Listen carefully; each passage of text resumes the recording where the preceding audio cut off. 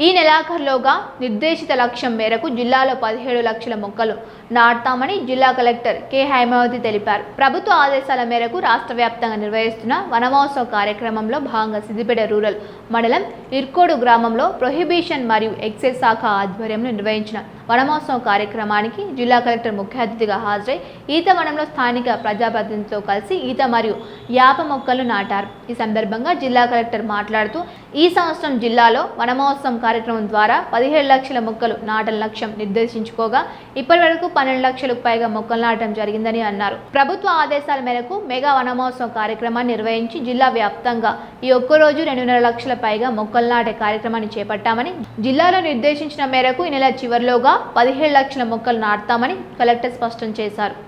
వనమహోత్సవం సందర్భంగా ఈరోజు రాష్ట్ర వ్యాప్తంగా ప్రతి జిల్లాలో కూడా మొక్కలు నాటడం జరుగుతుంది.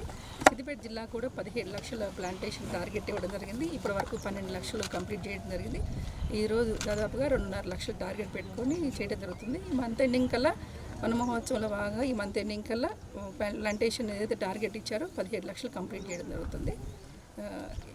కేవలం వనమహోత్సవ భాగంగా ఈరోజు ఇర్కోడ్ గ్రామం సిద్దిపేట రూరల్ మండలం రావడం జరిగింది. సో రైతులందరికీ విజ్ఞప్తి ఏంటంటే, మనకి ఈ సంవత్సరం ఎల్నినో ప్రభావం వల్ల వర్షాభావ పరిస్థితులు బాగా ఉంటాయి కాబట్టి తప్పకుండా రైతులందరూ కూడా ప్యాడీ కాకుండా ఐడి క్రాప్స్ వేసుకోమని విజ్ఞప్తి చేస్తున్నాము. ముఖ్యంగా మనకి సన్ఫ్లవర్ కానివ్వండి, లేదా కనుక మనకి పల్లీలు, sunflower, maize, other ID crops ఏవైతే కనుక కందులు, మినుములు, పెసర్లు ఉంటాయి, లేకపోతే మిల్లెట్స్, సో ఇవన్నిటిని కూడా సాగు చేసుకోవాల్సిందిగా